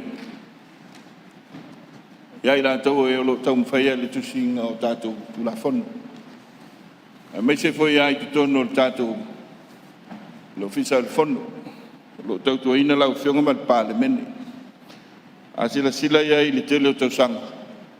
Tau mwhai lava i ai se tātou lo ia whapitoa. Mo le official Palemene. A wao i o lo ta oto ai. Ia le tūlanga lea o le sila fia tonu. O le tā ua. Sui usfono. A le lato ngā le mwhai. O le au sa tele saunanga tele fina ngalo. I le tūlanga o le pasene. I ona iai. E peo i o lo ta oto ai. Ia le tūlanga o lo mana o mia ai. Le ngata le whiungai. Palemene. E o ai au nanga malo. Le to mai whapitoa. Sa ta ua ko i jenisio. O whontanga Palemene. Le uti o tūlanga o lo ia. Yo lisi le vaenga la o whiunga. A sila i tūla whono. Ia peo lo iai le nganga le nā. E o lava o nā. Lava le. To mai whapitoa. Ya, ese foi ale lo ia. Tūlanga o tau, tūla whono, ngā ruenga al whono. O ia lava tūlanga. Ya, pea al whaonga ino upu. Tūlanga minimum, ia peo le nāle nganga. Alon tūlanga o te lenga, ia peo na iaile. Ia whese se ainga i teimu, solama teimu tōna. Ia koe lale nei teimu. Le lo ta oto mai ai, le ua maninoa na i lo tu iai le whaingu mela o le ono. Na i lo le iai o le lima. Ia o le lima pisa wha upu ai. Ia le whaupunga na o le minimum. Ia leu ta oto ilanga tonu. Langolango ina lai le nei tu malo. Le tūlanga lea o le ta oto ai le numela ono. Langolango ai, ufa sa tu fisile le tunga whailau tusi. Whaalua whaatolu, whaafaan whaasalau. Seava no lo ia mo lo ofisa fono. Ia leo manui whapena koe le tele o isi ofisa an malo. E ko le sile vaenga e watoi whawhautuanga, te sila malo, le tūlanga tala whengai. Ia, ina ia, mawhai ona service le lei. E to mai whapitoa ia systems umal malo, mana ua unanga. Ma whenga le, o te laifia o se tala le nei tu malo le tūlanga le quarrel. Awa o le alama o lo ta oto mai teunga nei mau mai. O lo tūlai mai ale tūlanga le mautonu o le quarrel. I la matalia o le Palemene. Ai mai se a, ia, lo le whainu mela leo se furu pase o le ono po le lima. Ai mai se foi le teimi e activate tai. O le tūlanga le ala o whionga. Ia, o isi o le sona sa tupu mai le teimi taluai. Le paia inga, le nei, mai ai o whainga pālota, le lo olu atasi, o le mautu o le whai o le kora, whai o nau sui al fondo. Rona winga, o lo tātou, la tātou soi fua pēr, ia ma se whawhita uri titi ia. Ia, pēr na tau whai atu se, nau ta inga. Ia o le paia, o le awhatoa amata on whatino tūla fondo. Maol ngā luenga le al tātou Palemene. Ngā lulue lava, ina i ta oto le anga tonu, ia tūla fono, ia ua tūpulanga whai mai. O se tua lalo a, ila sata oto i tutono o le ripoti na au mai, e le komisi. E sasu sa iloiloina, komisi le sa vatinoina iloilonga mai ai o le pāle. Ina ia tuul whata ua tina i sui whata tū mai. Aina ia ta oto i le anga tonu le quarrel. Nona winga, ia tu atu whata ua na ia i vaeng whau whai. Ma lātou sui. E nao si tua lalo. Ia, po le asi tūlanga. Ia eto si sila i mo se le lumanai. Au le nei taimi. Ia leu ta oto mai le. Le whatou whala inga. Ka peneta ma le malo e ala i suinga o le whawai. Ia, e lango i ai. Nei tu malo. O le. Ia o se langona lau whiunga i le. Tūlanga le lisi. Lisi leo lo. O mai e. A mai al palota ia ona calculate ia pe fitu na ia lo fai numera e mawai le score le tina ia lo fata tianga pe ona ia pe ona tau fai atu o tem kalas ia ina ia va no tu se tanga ta uma ai silia le ta u o fai nga palota o le leo tangata mo Palemene man tu la forma. E tae e wholinga mai le whaonga ino le lisi le ilo mai ai. E pei wa sile atu le tā ua ia se upoe so mātou ale vai venga o le no fotina nai lole no foa o le tumalo o le nei le whataitainga lau whiunga e ona ta oto aile ia se tasi o tumalo leo lo lua ona sui nitei a whama vai le sui tina to fo i le lisi ai a whama vai e le sui o lo na man marot palota e to fo i palota e pe fa lo ia le tu le o pe o le tu le na e le oto le ia so ma to vai venga ina ia fa ta ua a le to finga le palota ia o le leo tangata tono mauta le nei pe o le sia va enga lau fenga ia e o lava no to sila ia ia i le tulanga awa lava le ava no tusa ia o tangata uma pe o le mai le tulanga le na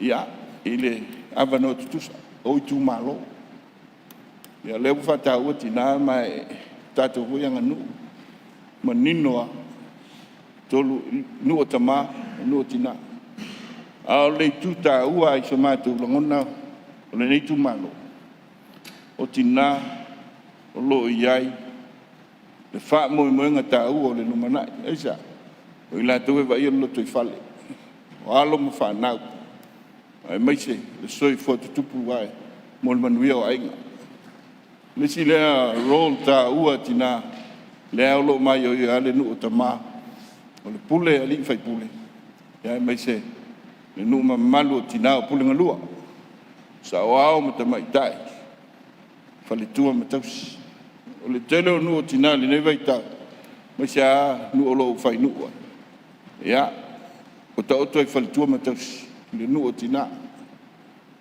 o le tele o sa o mo te mai tai malo ainga e o sa fa ia i tonu o le pule malu ali fai pule o isia vaenga o suinga ia lo au mai ia tunu e se foi la tu tel tunu ma la tu anganu peitai o temo kalasi mana anganu fa sa mo o mon fa o to me to o tu amo tato matu e na se foi Faraile tau manatu nei tu malo lango ina le tu langa fa tau ia a nei lo to o suinga foi ma la fua e fatatia mai ma lo fatasima eu no fa fitau lo a fia ai i tu ese le nei la lang ile mau e tangata ava no tu so uma mai sa o tina alum fa na le ngata i tama ainga e ai tu langa o onga ita i se tato tu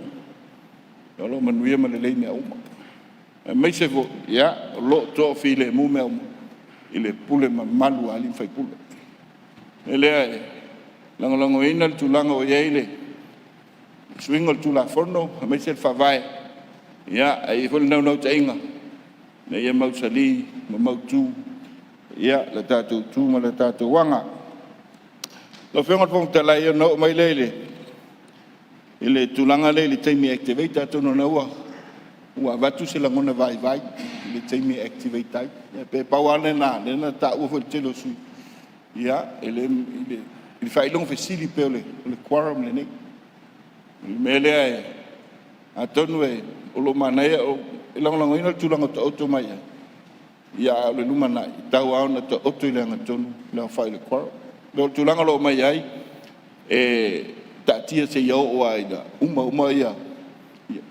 petition ia ia lo ia vole tu lango fa vai to na uma petition ni fali mas pe o isia vai nga la ufionga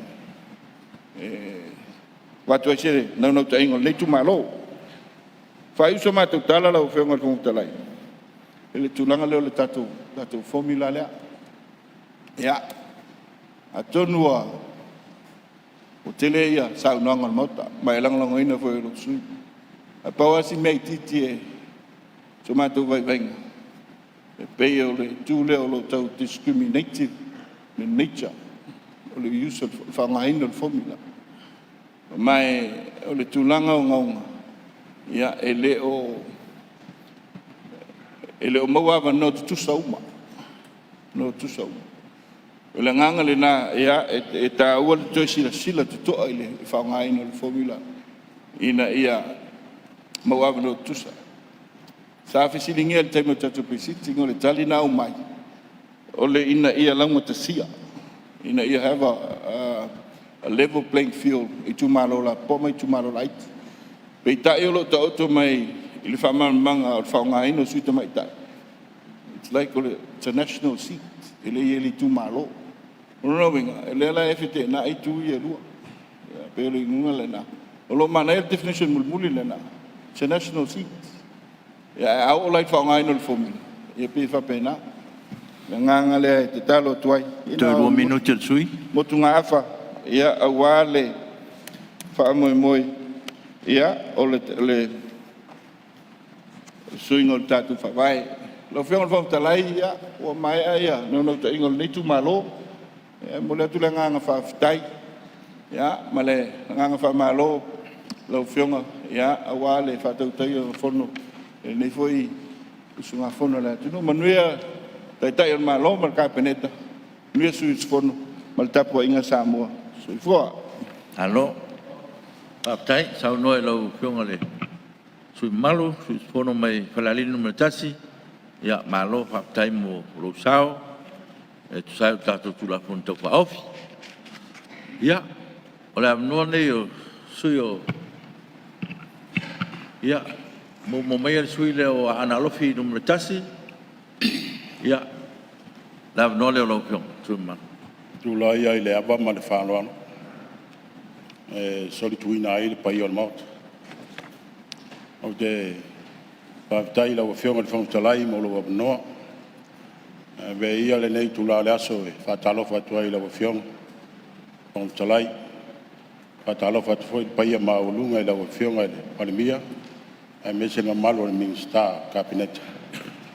Whaatalofa atua i le pai a maulunga i le taitai o le tuangai ma le sui taitai. Ia whapea foi malo fai pule umo le usifono o le kabineta. Whaatalofa foi pai e maulunga o ulu mtanga luenga taitasi. Ale malo, ai tainane foi pai o le malo le whelautusa fono ia malato mtanga luenga.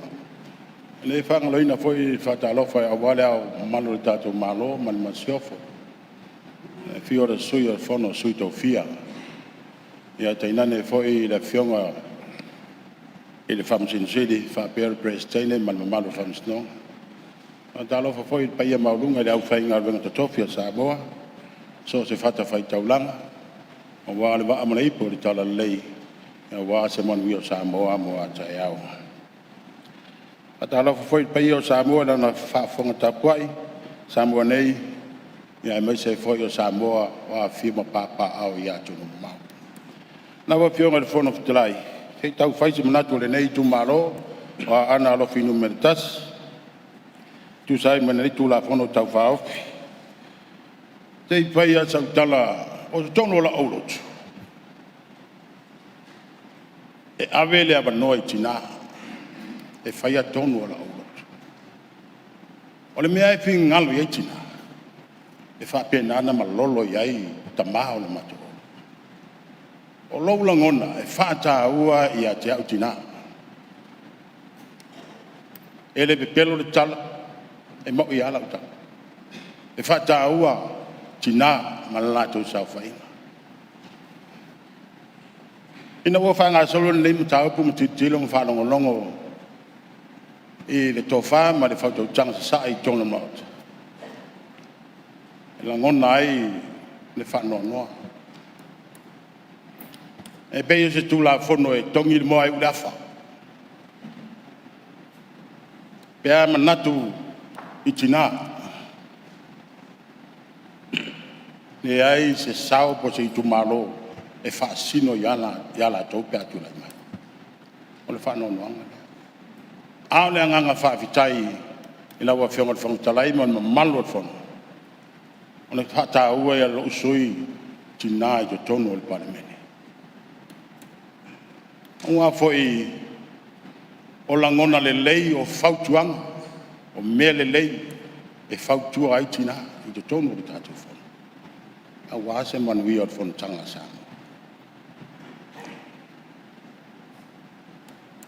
na wa fiong fun talai i matua si singa le sabai ma ponu nei le mato komiti na tina e pule a le ia mastama o te lo ai le fata ua o tina i tonu o afio anga malanfanga ma pule a onga sabai ele pelo la utala le tina ai pule a tau mai e fata ua te lo tina i tonu o sama na wa fionga le fonga talai o tu la ia e fata ua e nei sui fono e nei tu la fono ia fata ua tina la tau sa ai a mai tau ile tu la fono ma fa long ia na se tu bala lo tu pe na wa fionga ia fa pe ko te mai tai pa mbia ma lu ka pina tsa nei tu la fono tau fa ia fua le lei ma ia tangai i se me ia mi o tonu wai ma fa ma oni ni tu la fono na wa fionga fonga talai se vai a sa tala il pasene fa pasene ino tina e fa no ala ngona il fa pasene ino tina ma tono tato mo to fono o te no fono fa mo ma fa be ai se a wa ngata i le ono e fa pasene ino a ia mo se nu mela au tele ia tau fai mai tina ia siliat a wara la tu tau tua i tono mo to fono ni na wa fionga fong talai ia isa awari tala li sto ina le mato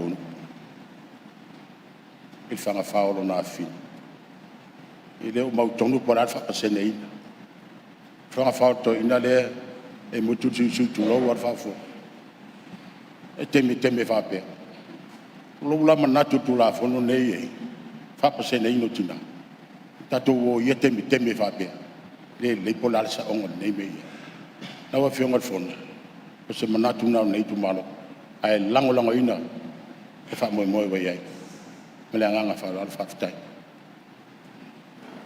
alo ma tai sa no de su malu ona lo finu tasi ya fa tai mo lu sao ma se fo tato tu la fono to pa ofio su no pa bai ya tu le me su yo o le fanga para se la ya mo le sao dong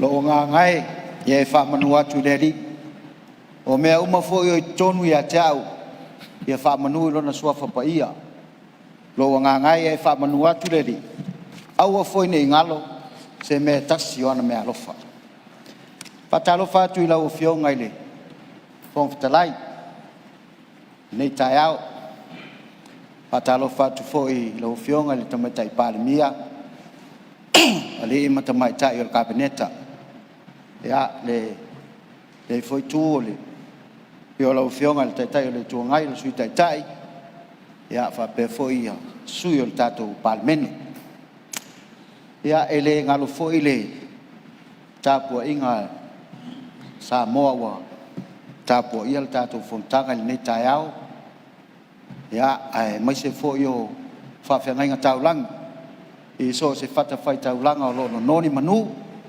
wale manu o Samoa mo ataiao ele fai foi na fanga loina ya le tapu inga sio mato tu malo o le fanga mo fale asila ya o lo fa peo na tu il mulu panga maula li ula ya wal fenga yayo sio tato Palemene mo fontanga ya ma se foi le suyo lo fa peo tau tala le temi nei ole tulanga fa fitai le nei tu la tu sai ole nei tu la fono te wai fa vai ya ole anga ia esel taua ole wa tele ona sau no ia sui ya mai sole sui o Palemene e lifa la bala il tulanga e pe ona ina whamaunia ma lango ina le tulafono nei i o e sao lele ono le tulanga i o le tatou manatu a ngā i o tatou le i Tupua o tina e lango ina fo i ele i nei tu malo pau a leo na i teunga a toa i fo e le mawhai o na tatou alo fia le tulanga i peo na iai ia au lape o le mea moni ai ia au lape e pei fo o na iai le tulanga i tatou no nofo ai ma le vā o tatou ia ma le tulanga i tina o le i tu malo ne o le whanga ma whale ase la tasi le tu malo e se le ata ma mai o tina e leo se tala e mane ai ia pe a whai au te whaai loa le maotal nei o le loia si ia o le o sua ia whaalupe sua o sua e o le whanga ia le tula i mai lea tulanga maualunga o le tatou malo e maisa le atunu lona lua o le fionga tamatai Palemene o le fitu se full percent e o le whanga mwhale ase lama ia e whapea fo i la i le pule o nupi wha i o CEO o le tamatai whanga foi sua whai ale mat o le anganga nā le me e tūlanga peo na iei tina e masani o na whai le mati peit ma sio tolua e tūlanga la me vole le e le taimi pi vole le o pi e siri ai e atea pi e whape na o te roe o umai a tātou le winga lea e leila se mea o te tau su e a se mea o te awala tuai o nau tanga lo lea mai lau ea upol tuspaia e whaatino e maha pe whai mai o ia e ia o whape atulo ia whape nei tango e su ele timo teo mua lon tau ku mua su tasi o su wha ia o nai whape mai ai ia o au ina le tina a ia le tautala ia tulo o lona winga o le mata whai o ia al tama o ia whai e tonu o le ainga al tina ia e pei le fōringa na al tuolano ia o na lua o au te le tu ina atu i se tina ia o atu pe pule tama a ia nofo whaalongo lako io e le whape o whai atu nei e o au te rola ato tama i u matina le o upo le fiong pai ale atua upo ia ni matai nai tātou o le whaavai o al tuspaia o le whaavai atoa na lala a tātou sawa vali ai le ma whai al tātou sa o al tātou wala Fontalai ia Me fifa. a o le nona sutolu Mariele sui mamalu awa mua o na whai o atamu ai muli eva o te rei lopo lan me tu so o el suide toa de malama o upol tuspaia le ni upo masina wa o walu peina sa doana lau fionga sui mamalu tanu wai wo tatou taimi tatou te mana me le te wha maru rua tuai ole me sirin tau ole o man fai tau mai le tuspaia ia asi au lia le songa fuato e wha wa mai awa ia manatu no fua ia tau nu tatou taimi manava lau fionga le fonftai